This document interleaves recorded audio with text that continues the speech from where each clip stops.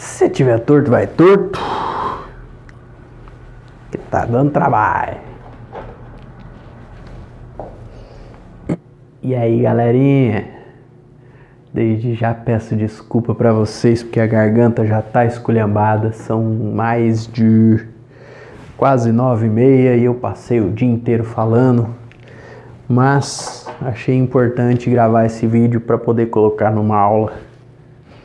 E aí, galerinha? Sejam bem-vindos a mais uma aulinha marota. São 9h30 quase da noite. A voz já acabou porque eu passei o dia inteiro falando.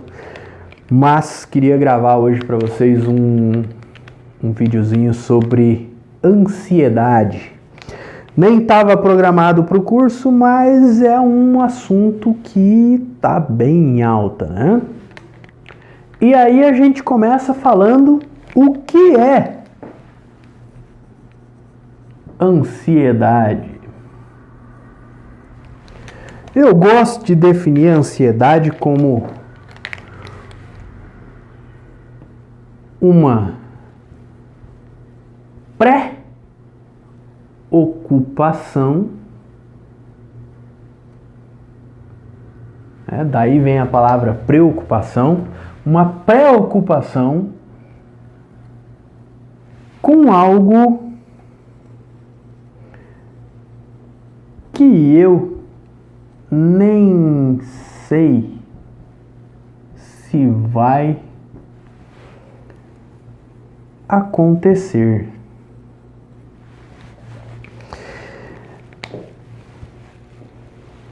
E um tempo atrás eu ouvi uma frase que eu achei bem engraçada, faz muito sentido. Não muito científica, mas cabe a muitíssimos exemplos, que diz que o depressivo está preso no passado, o estressado no presente e o ansioso preso no futuro. Então a ansiedade é uma preocupação com algo que eu nem sei se vai acontecer. A pessoa ansiosa, ela se preocupa demais com o futuro, e não um pensamento de futuro, de o que fazer da vida, mas das coisas que podem acontecer e, na maioria das vezes, acaba nem acontecendo. E a ansiedade, ela tem algumas características, como, por exemplo, falta de ar, taquicardia,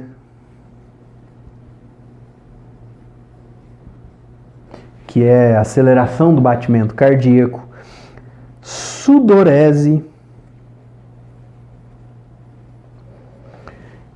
Sudorese já é um quadro mais amplo um pouco, mas é comum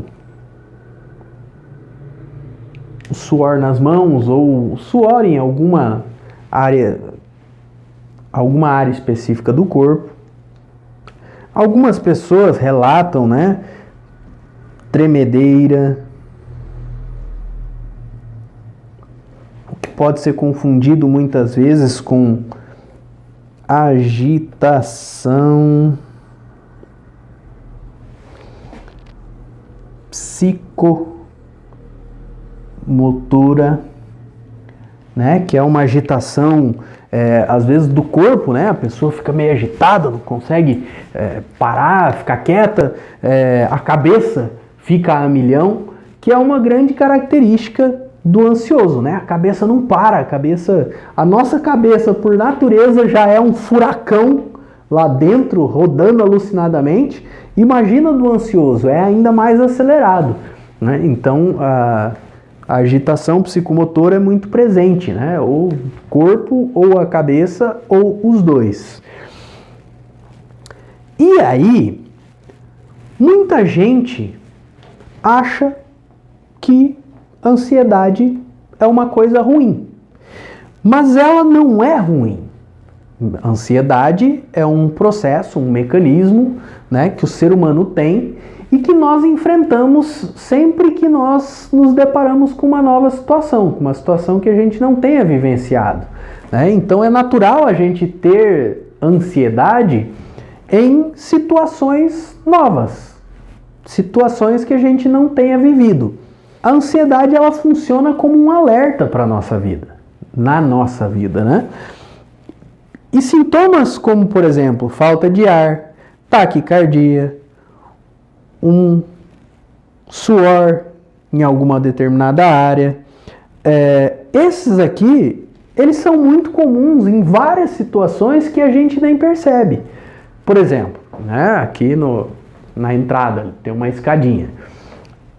Às vezes eu brinco com os pacientes, eles chegam para o atendimento, eu falo para eles, né, quando preciso explicar a ansiedade.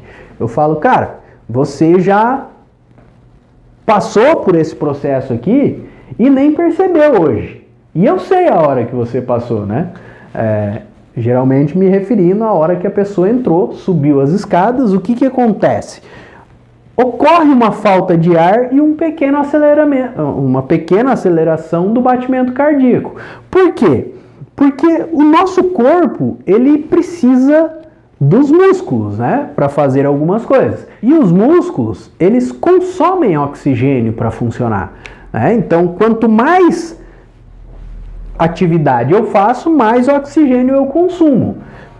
E, para quem não sabe, o que acontece? A gente respira e no coração ocorre a mistura do oxigênio com o sangue, né? No coração que o oxigênio é inserido no sangue. E aí o que acontece? Quando a gente faz mais atividade, a gente consome mais oxigênio. Então, por exemplo, eu posso provocar uma taquicardia, uma falta de ar, sem problema algum.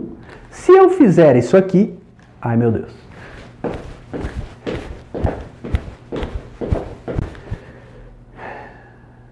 Pronto, né? Eu já gerei uma pequena falta de ar e uma pequena aceleração do batimento cardíaco. Por quê?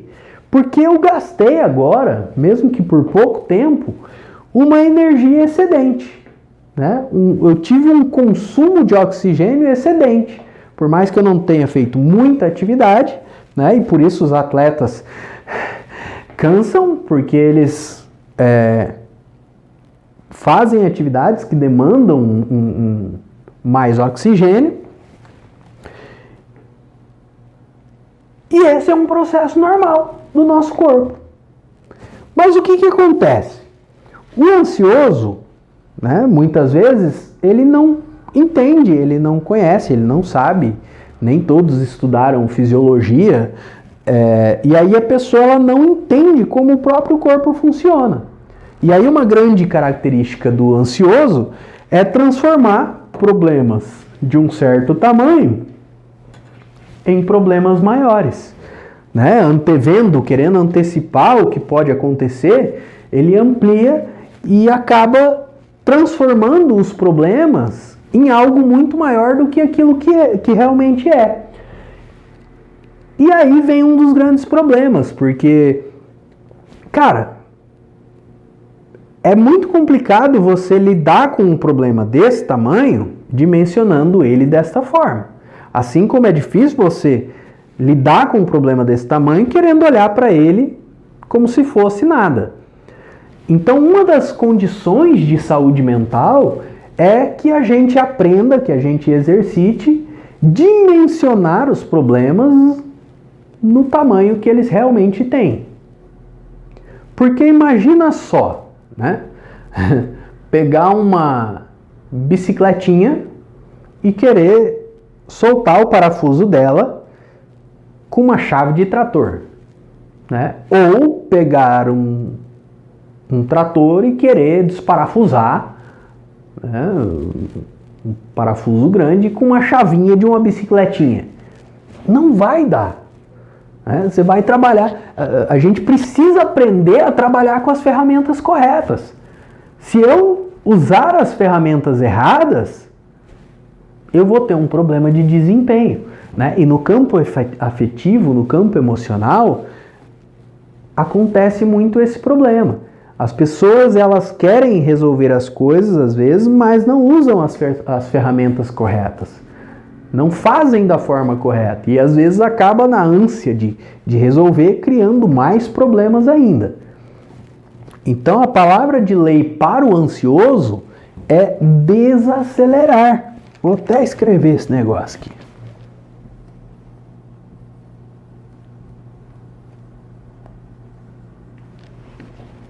Desacelerar, porque o ansioso ele trabalha num ritmo muito maior, que não precisa. Então, voltando aqui para os sintomas ou para as características, né? O que acontece? Quando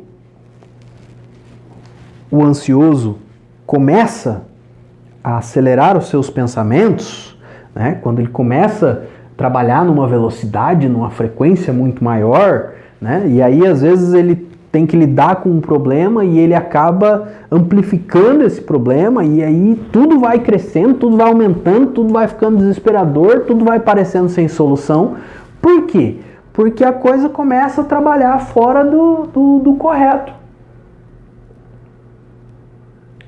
E aí, por exemplo, quando gera essa agitação mental, o corpo imagina que ele precisa acompanhar aquilo.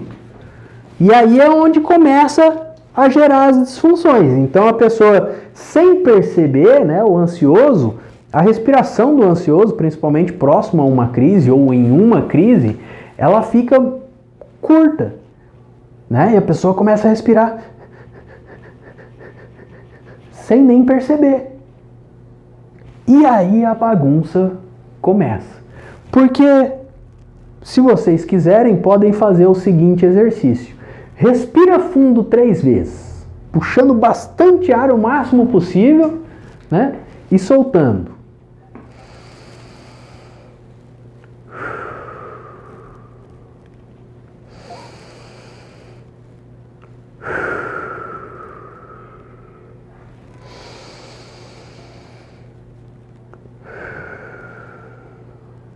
O que vai acontecer com a pessoa? Ela vai ficar meio lesada. Porque o que aconteceu? Hiperventilou o cérebro, né?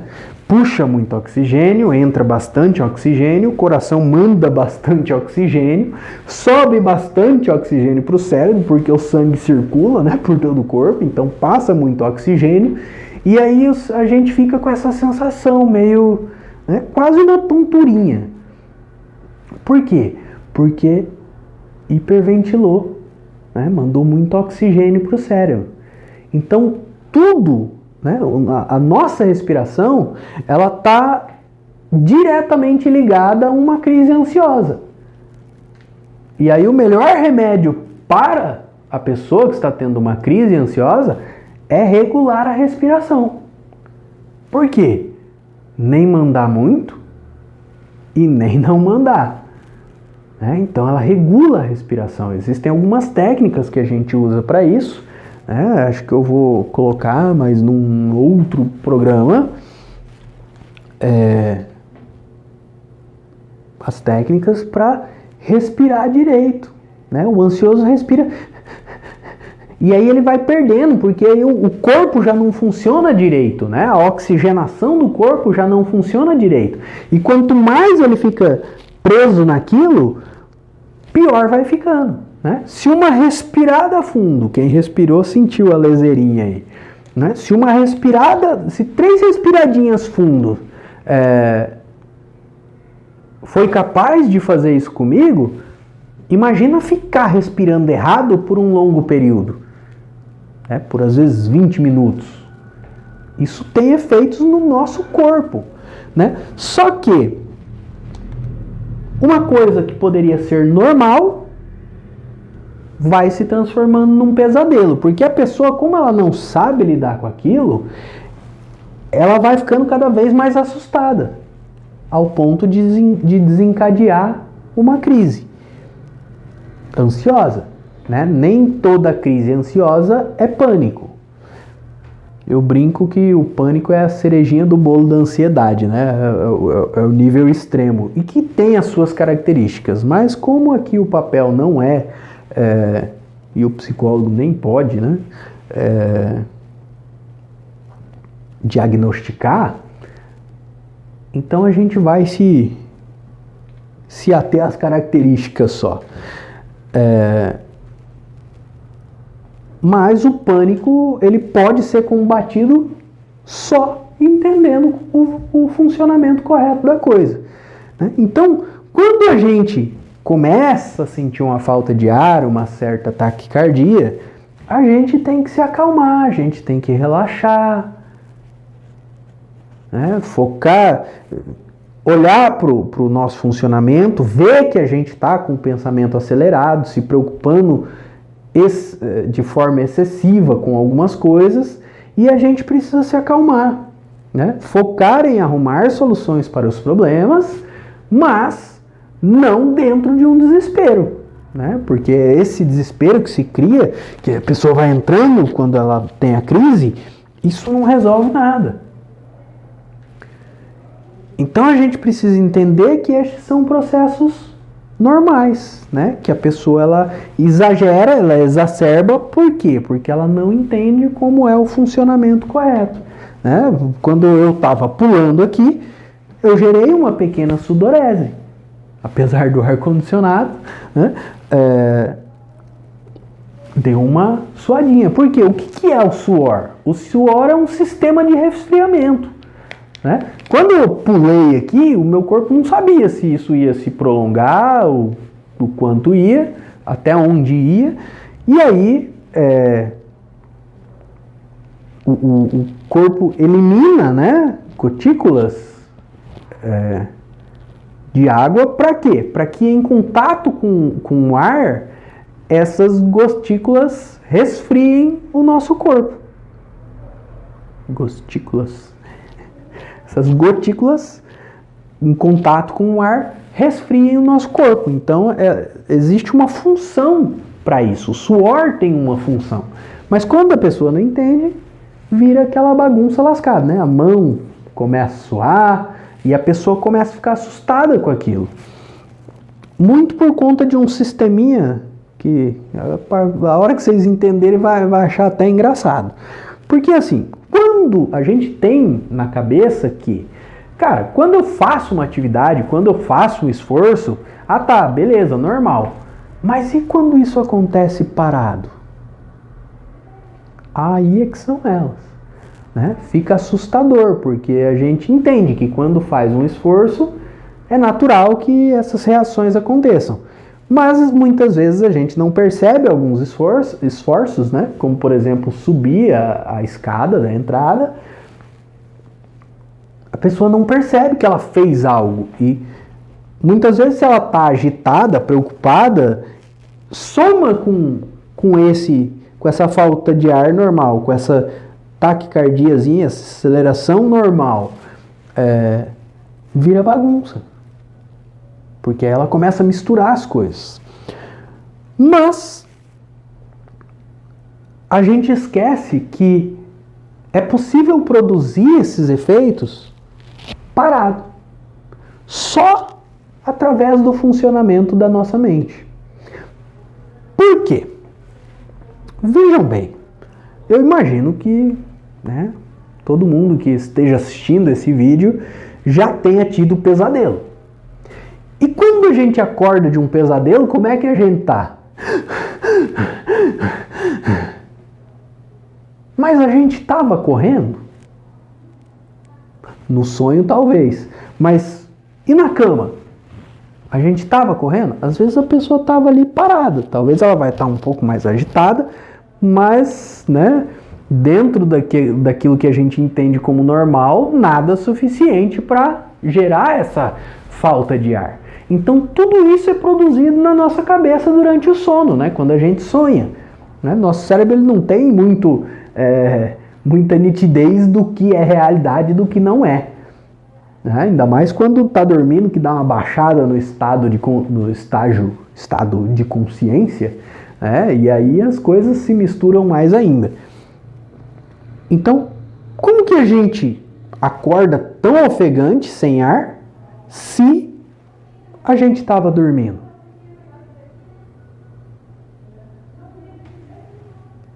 Porque, sem perceber, a nossa cabeça está produzindo esses efeitos, né? A gente não respira direito por uma tensão, né? E por vários outros motivos, né? Essa agitação que se cria, né? Por conta daquilo que está sonhando, porque é como se eu tivesse que fugir, o meu cérebro entende que eu preciso fugir e o meu coração precisa dar conta daquilo.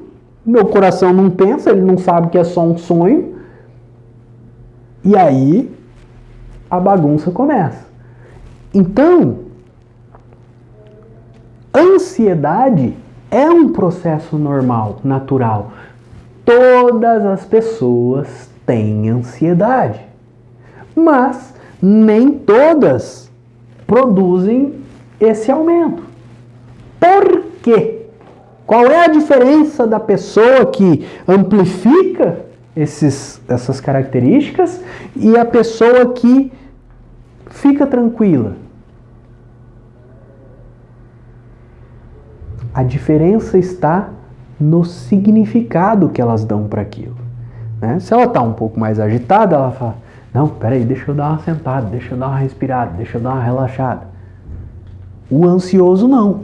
O ansioso, ele começa a ficar cada vez mais assustado com aquilo que ele está sentindo, né? Então, provavelmente, a partir de agora, com vocês aprendendo isso, é provável que vocês vão reagir de uma forma completamente diferente quando isso surgir.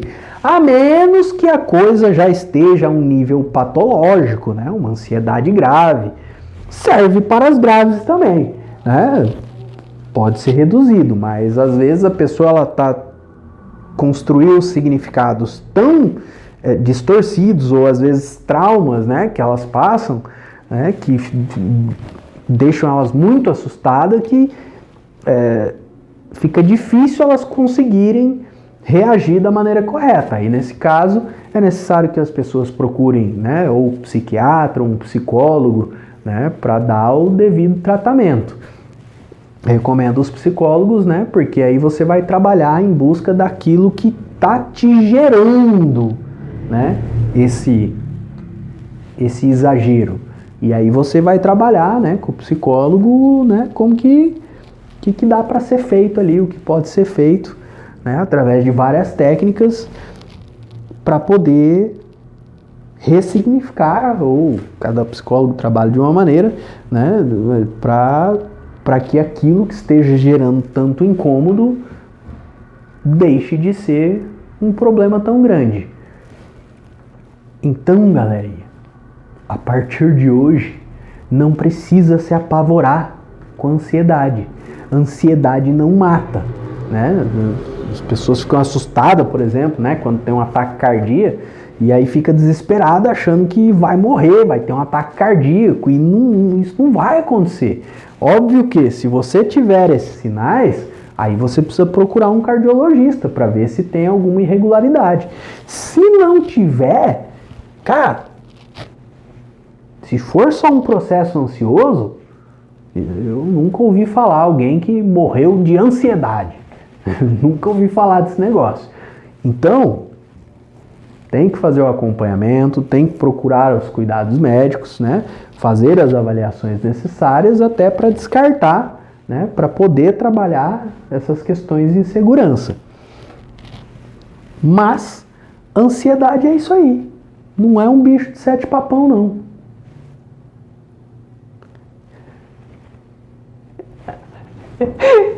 Bicho de 7 papão. Bicho de 7 cabeças é um bicho papão, né? Quase 10 horas da noite, o cara já tá meio... já não tá funcionando direito as coisas, o sistema.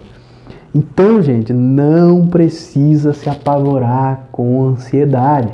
A ansiedade todo mundo tem, né? Precisa investigar quais são as questões que estão fazendo que se crie um sofrimento desnecessário, desproporcional.